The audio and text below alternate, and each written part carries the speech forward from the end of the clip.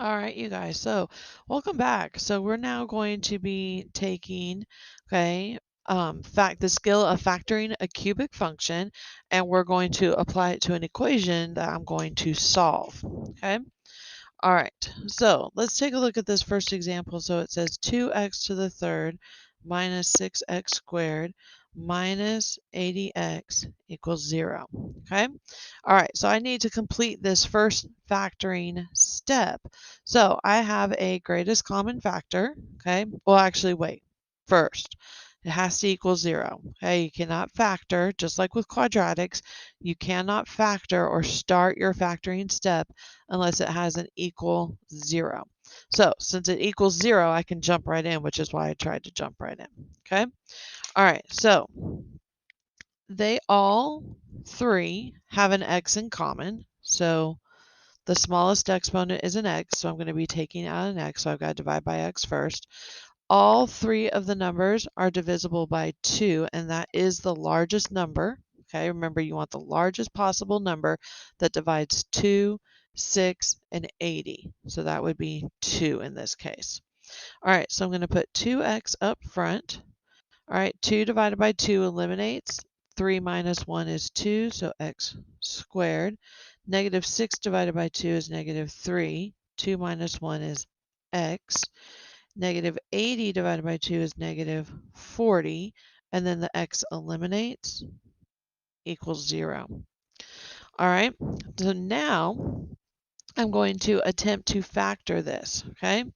If for some reason I couldn't factor it, but because it has an equal 0, I would have to use the quadratic formula. Now, for those of you who struggle with factoring, okay, here's the thing about your final exam, okay?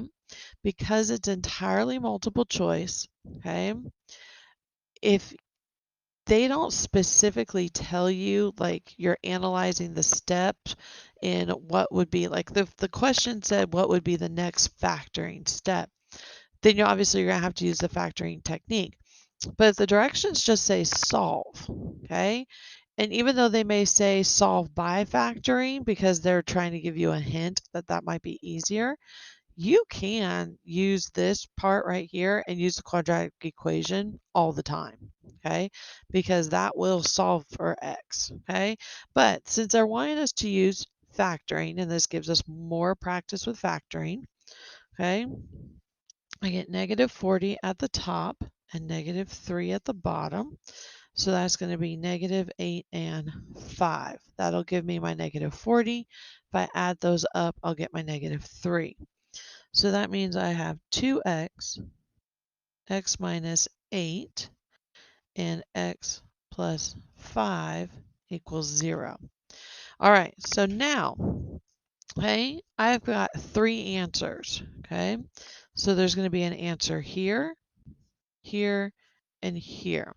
Okay, now if you remember from our last video, you can just jump right in, but if you don't, and here's your quick reminder, you're going to set up 3 parts, all of them equal to 0. So 2x equals 0, x minus 8 equals 0, x plus 5 equals 0, okay?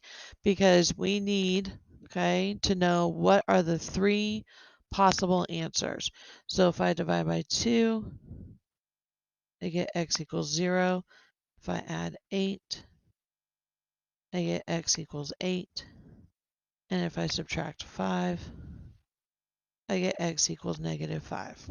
Okay, so those are my 3 roots. Okay,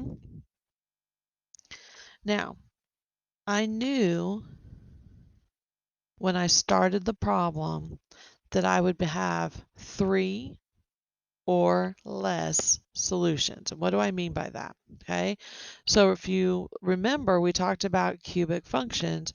Well, okay, they cross, okay, the x-axis, okay? Sometimes they cross 1 time, sometimes they cross 2 times, and then sometimes they cross all the way up to 3 times, okay? So what do I mean by that? So let's go over to Desmos, okay? And if I type in y equals the parent function, x cubed, okay? So this only crosses the x-axis one time, okay? Well, that's less than 3, so I'm good. Let's type in my equation, okay, or from our example, 2x to the third minus 6x squared minus 80x. Okay, now right now you're looking at it, doesn't look like, let's zoom out here. Okay, actually, let's go to home. All right, I'm going to go here. Okay, and I'm going to change the y-axis. No, it's not going to. Okay, let me see if I can expand my screen and if that'll help. Okay, if I scroll out. Okay, so you can kind of see it. Okay, so let me go negative 50 to 50. So negative 50 to 50. Oops, that didn't do what I wanted. Let's still count by ones. Okay. No. Home again. I know, I changed the wrong one. I want my x-axis to go from negative 50 to 50. Okay, let me zoom out again. So it's not doing what I want it to do. Oh my gosh. So I want you to see, okay, and see how it peaks right here, okay, and then down here, okay, it doesn't zoom. This is what I don't like about Desmos, okay, is so if I change it from negative 50 to 50, so you guys get to see, watch me do this again.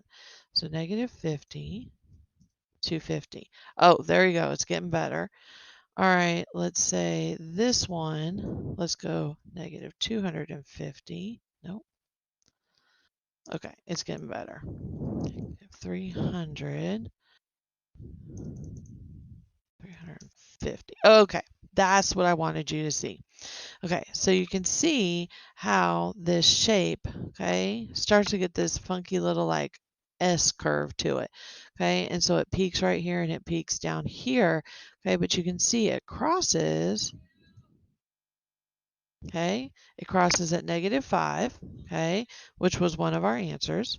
It crosses at 0, which was our first answer, and it crosses at 8, okay, which was our second answer. And we've got this nice shape to it. Okay, when I see x to the third, I actually picture the purple one. I don't necessarily picture the green picture, okay? Because in my mind, it's got these nice little curves in it. It's got this uphill, and then it's got this, okay, this valley right here, okay? That's what I picture, and so I know that it could cross here. But now think about if this point was all the way down here, okay? These two wouldn't exist, okay, if this point was brought all the way down here, okay? All right. And then also too, this point, if it was all the way up here, okay, these 2 points would not exist. So that's why when I say it crosses 3 or less, it doesn't have to cross the x-axis, okay? And it doesn't have to cross it 3 times. It could cross it once, okay? All right, so I hope that helps. I'm going to come back in one more video and do an additional example. Okay, let's go back here to Delta Math and type it in so you can see it. So 0, comma, 8, comma, negative 5.